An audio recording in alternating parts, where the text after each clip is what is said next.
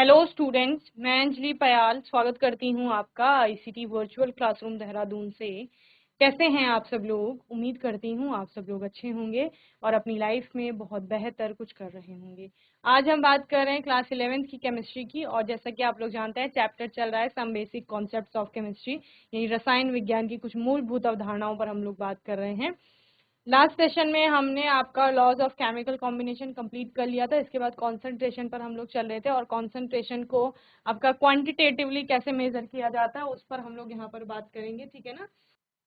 तो measurement of concentration में आपका पहला था वेट परसेंट है या मास परसेंट जिसे कहा जाता है, द्रव्यमान प्रतिशत भी हम लोग इसे कहते हैं, ठीक है ना। तो द्रव्यमान प्रतिशत आपका है क्या? द्रव्यमान प्रतिशत जैसे नाम से ही समझ आ रहा है, द्रव्यमान या भार का प्रतिशत। किसके भार का प्रतिशत, ये आपको देखना है क्वेश्चन में क्या पूछा गया है। अगर सिंपली आपको कॉन्सेंट्रेशन पूछी गई है कि सांद्रता को द्रव्यमान प्रतिशत में व्यक्त कीजिए, तो विलेय का द्रव्यमान प्रतिशत निकाल। अब विलेय का द्रव्यमान प्रतिशत निकालेंगे कैसे? जब भी आपको देखो, किसकी भी बात कर रहे हैं, विलयन की बात कर रहे हैं। विलयन में क्या क्या है? एक विलेय है, दूसरा विलायक है, ठीक है। अब विलेय और विलायक मिल करके विलयन बनाते हैं, ठीक है। विलेय और विलायक मिल करके क्या बना रहे हैं? विलयन बना रहे हैं। अब विलयन में विलेय का द्रव्यमान प्रतिशत क्या हो, तो जो विलेय का द्रव्यमान होगा उसको आप विभाजित करेंगे विलयन के कुल द्रव्यमान से। समझ रहे हो क्या कहा मैंने? अगर आपको विलेय का द्रव्यमान प्रतिशत ज्ञात करना है विलयन में, तो क्या करना है? विलेय का जो द्रव्यमान है उसको विभाजित करना है विलयन के द्रव्यमान से और गुणा कर देना है 100 से। यही क्या होगा? आपका विलेय का द्रव्यमान प्रतिशत होगा। समझ रहे हैं? तो अगर आपको विलायक का द्रव्यमान प्रतिशत निकालना होगा तो फिर क्या करेंगे? तो विलायक के द्रव्यमान प्रतिशत को विभाजित कर देंगे विलयन के द्रव्यमान से, तब भी आपका क्या आ जाएगा? विलायक का द्रव्यमान प्रतिशत आ जाएगा। Okay, so what is wait percent percent by mass, और द्रव्यमान प्रतिशत किसे कहा जाता है? तो वेट ऑफ सोल्यूट और मास ऑफ सोल्यूट यानी विलेय का द्रव्यमान बटे वेट ऑफ सोल्यूशन यानी कि विलयन का द्रव्यमान इंटू 100। समझ रहे हो? ये हम सिर्फ सोल्यूट के केस पे बोल रहे हैं। अगर सॉल्वेंट होगा, मास percent of solvent, so weight of solvent divided by weight of solution into 100।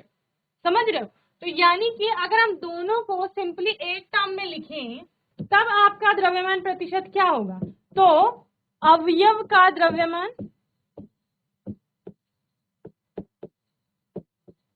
बटे विलयन का द्रव्यमान गुणा 100। ठीक है, ये क्या हो जाएगा? आपका द्रव्यमान प्रतिशत हो जाएगा विलयन का या उस पर्टिकुलर अवयव का, चूंकि आप बोल रहे हो तो उसका द्रव्यमान प्रतिशत इस तरह से आप निकाल। समझ रहे? अवयव के स्थान पर क्या हो सकता है? जिस भी घटक का आपने द्रव्यमान प्रतिशत निकालना है वो हो जाएगा। समझ रहे हो? चलिए एक न्यूमेरिकल करते हैं।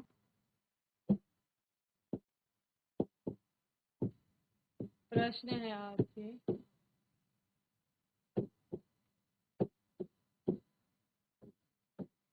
किसी पदार्थ ए के 2 ग्राम भार को 18 ग्राम जल में मिलाकर एक विलयन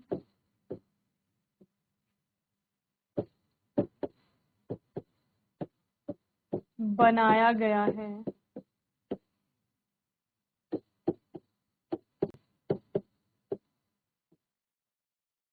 विलयन का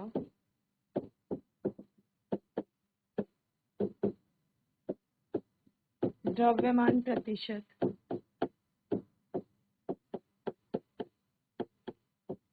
बताइए। ठीक है, सिंपल सी बात है। पदार्थ ए जो है आपका, उसको का द्रव्यमान आपको बताया गया है, भार बताया गया है कि 2 ग्राम है, और उसे 18 ग्राम जल में मिलाया जा रहा है, जिसके बाद उसका एक विलयन बन रहा है और फिर आपको द्रव्यमान प्रतिशत निकालना है विलयन का, ठीक है ना। चलिए तो क्या करेंगे, सबसे पहले ए आपका सपोज विलेय है, ए का द्रव्यमान दिया गया है, गिवन आपको क्या क्या है, ठीक है। ए का द्रव्यमान बराबर कितना है, 2 ग्राम, और जल का द्रव्यमान 18 ग्राम, ठीक है।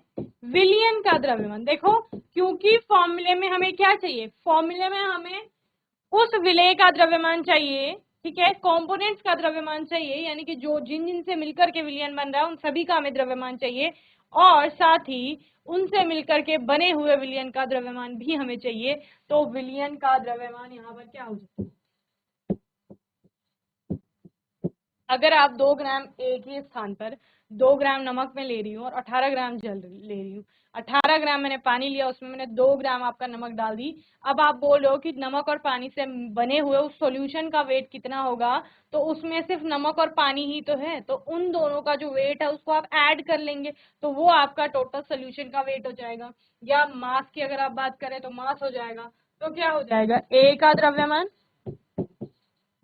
प्लस H2O का द्रव्यमान यानी जल का द्रव्यमान, ठीक है। तो कितना हो गया, 2 + 18 is equal to 20 gram, okay. So अब विलयन का द्रव्यमान प्रतिशत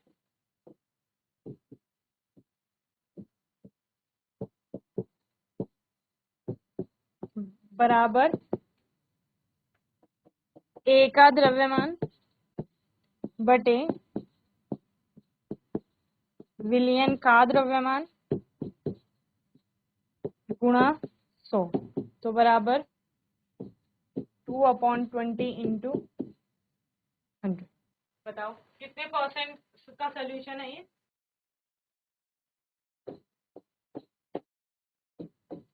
10%, ठीक है। चलिए तो बताओ द्रव्यमान प्रतिशत किस किस की समझ में आ गया, हैंड रेज करो। Very good. अब क्या करना है आपको, जल का द्रव्यमान प्रतिशत निकालना है इसी वाले क्वेश्चन में।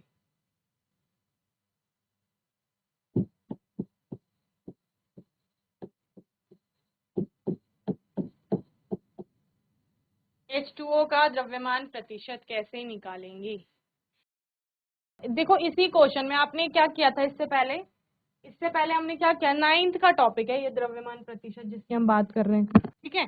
आपने क्या किया, विलयन था, उसमें जो ए था जिसको मैंने बोला सपोज NaCl है आपका नमक है, उसका हमने द्रव्यमान प्रतिशत निकाल लिया था।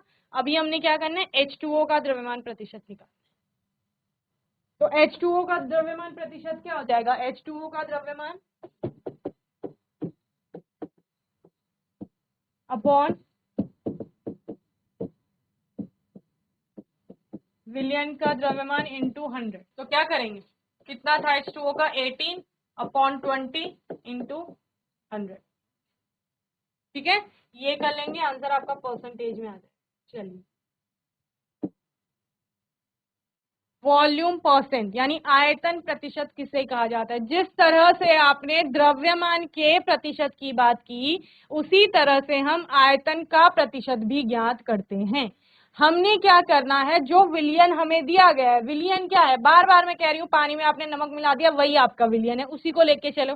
अब पानी में नमक का विलयन आपका था, तो उसमें आप क्या ले रहे थे, उसमें आप द्रव्यमान ले रहे थे। अब यहाँ पर आयतन प्रतिशत आप किसका निकालेंगे, उनका निकालेंगे बेसिकली जो दोनों ही सोल्यूट और सॉल्वेंट आपका दोनों ही लिक्विड स्टेट में, जब दोनों लिक्विड स्टेट में है तभी आप उनका वॉल्यूम बता पा रहे हैं। क्लियर।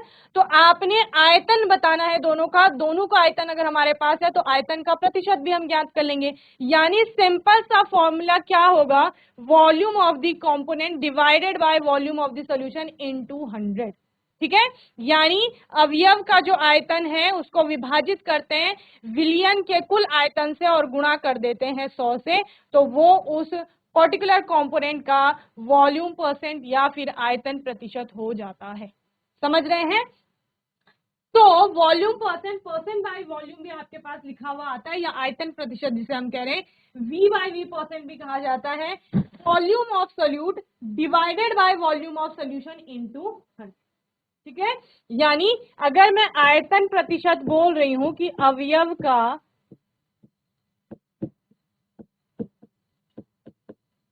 आयतन प्रतिशत क्या होगा, ठीक है, अवयव का मतलब क्या है, जिससे मिल करके, जिन अवयवों से मिल करके वो आपका सॉल्यूशन बना हुआ है। यानी कि अगर आप बोल रहे हो कि पानी है और पानी में आपने सपोज एल्कोहल डाला है, तो वो एल्कोहल और वो पानी आपका क्या हो गया, अवयव हो गया उसके, यानी कि कंपोनेंट्स हो गए।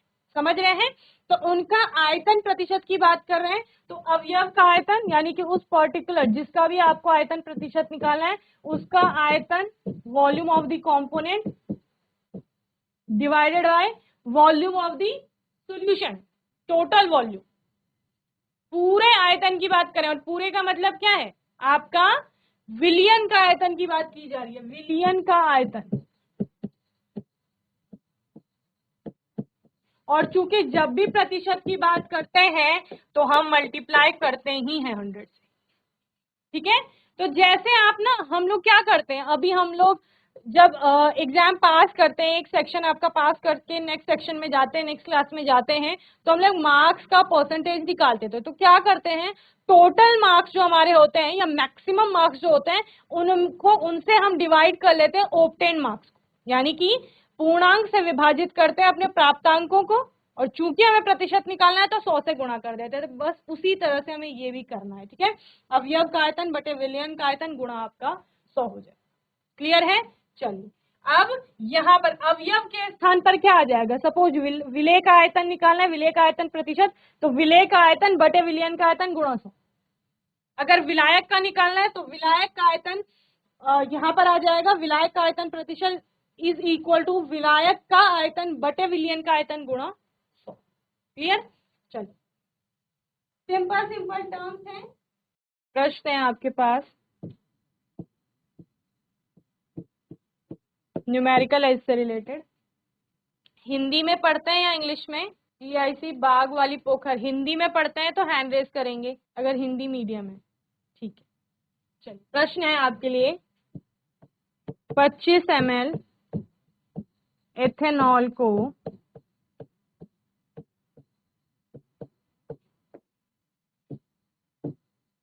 जल में मिलाकर 200 ml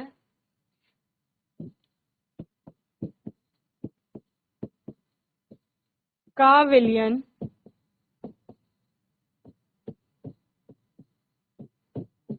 बनाया गया है। विलयन का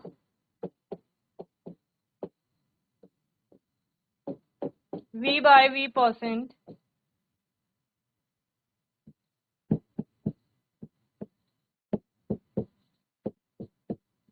ज्ञात कीजिए। ये आपके पास क्वेश्चन, डिवाइड करना है देन मल्टीप्लाई कर देना है। ठीक है, चलिए अब देखो, थोड़ा सा ध्यान से समझेंगे क्वेश्चन को। क्या बोला गया है, 25 ml 25 मिलीलीटर एथेनॉल था आपके पास, 25 ml ऑफ एथेनॉल कंबाइन किया गया है या ऐड किया गया है वाटर में। इतने वाटर में, इतने जल में आपका मिलाया गया है कि उसको 25 ml को जल में मिलाने के बाद जो विलियन बन रहा है वो 200 ml का है। ठीक है, समझ आ गया, यानी कि जो एथेनॉल है उसका भी हमारे पास आयतन है और विलियन का भी आयतन है। बस आपको क्या करना है, आपको क्या करना है,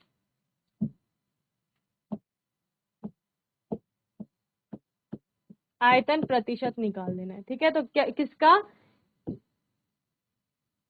विलय भी लिख सकते हैं, डायरेक्ट एथेनॉल भी लिख सकते हैं आप लोग।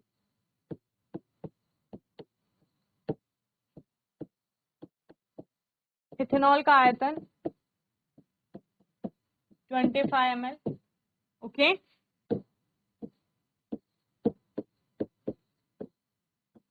विलियन का आयतन 200 ml। ठीक है, विलियन का आयतन प्रतिशत,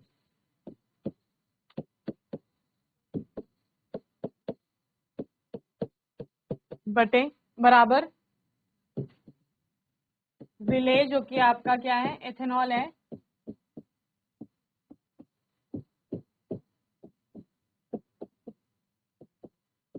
देखो केमिकल फॉर्मूलाज का ज्यादा यूज किया करिए ताकि आपको फॉर्मूले याद रहे, ठीक है। बटे विलयन का आयतन गुणा 100। इसको आप यहाँ पर लिख भी सकते हैं, विलेय है ये आपका इथेनॉल, ठीक है। तो बराबर 25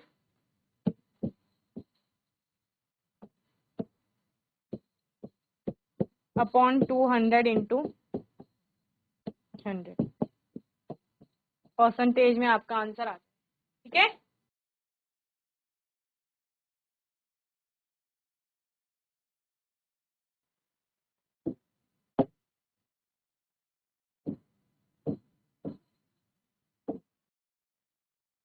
चलिए कर लिया सभी ने, हैंड रेज करो, ठीक है। चलिए एक प्रश्न मैं आपको देख रही हूँ, ये आप खुद से करेंगे।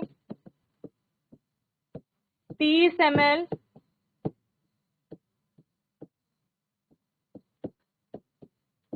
विलेय को 30 ml विलेय को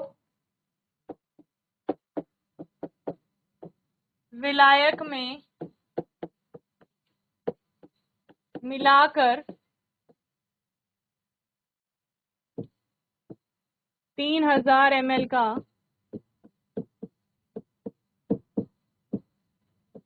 विलयन बनाया गया है।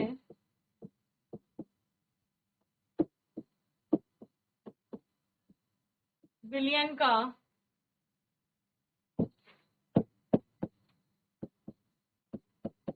आयतन प्रतिशत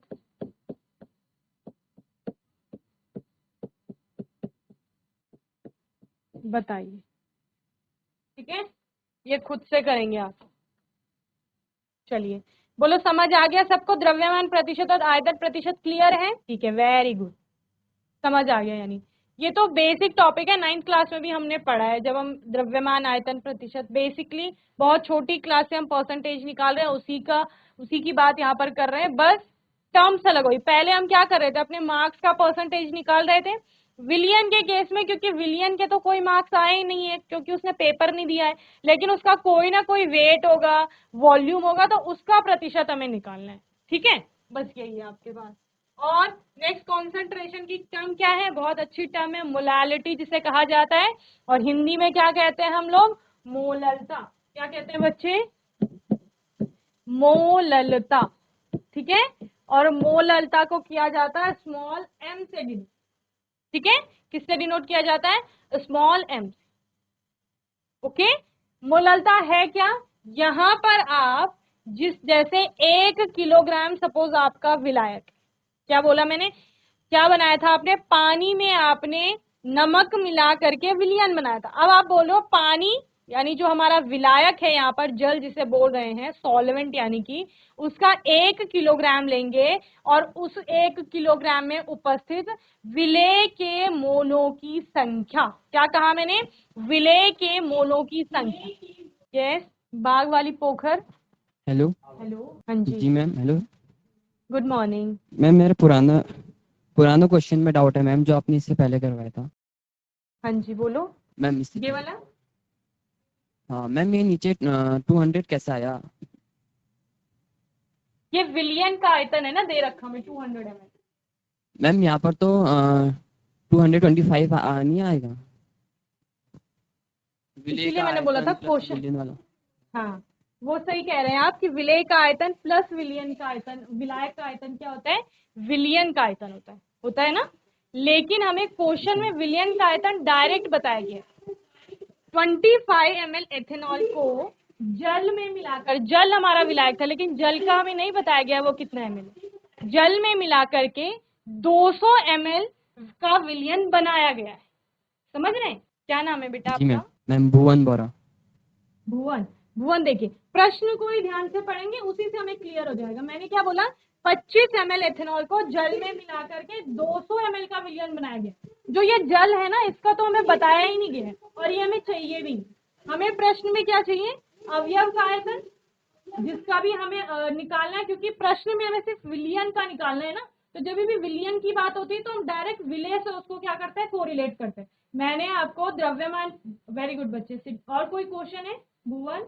नो मैम। और कोई प्रश्न है आप? ठीक है, बैठ जाएंगे। वेरी गुड बच्चे। तो यहाँ पर Thank जब you. भी विलयन का द्रव्यमान प्रतिशत या आयतन प्रतिशत बोलेंगे तो विलय का लेंगे हम ऊपर, यानी विलय का निकाल रहे हैं हम बेसिकली, ठीक है ना। तो यहाँ पर आपका विलयन का आयतन प्रतिशत बोला गया था, तो यहाँ विलय का आएगा और यहाँ तो विलयन का आता ही है। तो विलय का हमें दिया गया था 25 ml एथेनॉल, और विलायक का हमें चाहिए नहीं, क्योंकि विलयन का हमें डायरेक्ट बताया गया है 200 ml। इसीलिए हमने क्या किया, मैंने यहाँ पर जब मैं करवा रही थी तो मैंने आपको बोला भी था, इसीलिए हम क्या कर रहे हैं, इथेनॉल का ले रहे हैं और अपॉन विलयन का ले रहे हैं, क्योंकि हमें विलायक का नहीं दिया गया है, डायरेक्ट विलयन का दिया गया है, और इस फॉर्मूले में हमें विलायक की जरूरत भी नहीं है, तो हम डायरेक्ट क्या कर रहे हैं, विलयन का लगा रहे हैं। क्लियर होगा अभी सभी को? इसके बाद हम किसकी बात कर रहे हैं, मोलालिटी की बात कर रहे हैं। तो मैंने क्या बोला, 1 किलोग्राम जल में आपका विलय के कितने मोलों की संख्या उपस्थित है, ये आपका उस विलयन की मोलालिटी हो जाएगा, यानी कि मोललता हो जाएगा। यानी जल 1 किलोग्राम है और उसमें कितने आपके विलय के मोलों की संख्या है, वही उसकी क्या है, मोललता है। इसका मतलब क्या है, 1 किलोग्राम जल है, इसका मतलब अपॉन में तो जल का द्रव्यमान आएगा जिसको हम किलोग्राम में ले रहे हैं, और उसके ऊपर न्यूमरेटर में यानी अंश में आपका क्या आ जाएगा, विलय के मोलों की संख्या आ जाएगा। तो मोललता बराबर क्या होगा, जिसको स्मॉल m से दिखा रहे हैं, बराबर विलय के मोलों की संख्या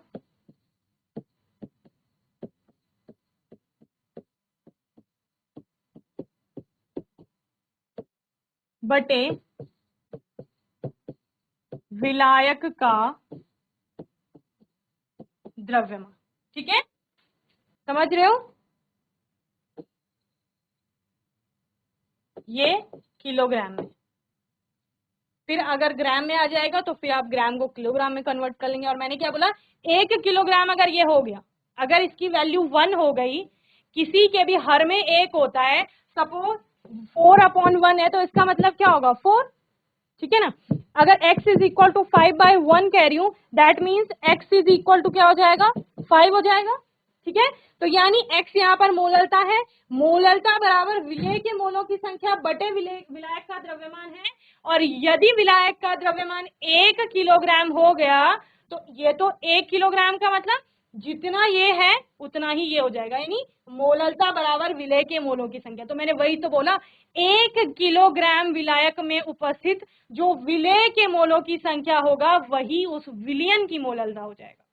समझ रहे हैं क्या बोला, 1 किलोग्राम विलायक में उपस्थित विलय के मोलों की संख्या ही आपका क्या हो जाएगा, विलयन की मोललता हो जाएगा। क्लियर है? चलिए, आने वाले सेशन में मोलालिटी, मोलारिटी, मोल फ्रैक्शन, जो जो आपकी कॉन्सेंट्रेशन की टर्म है उन पर हम लोग बात करेंगे, उनके न्यूमेरिकल्स भी यहाँ पर करेंगे। कोई डाउट होगा, क्वेश्चन होगा तो आने वाले सेशन में आप लोग पूछ लेंगे।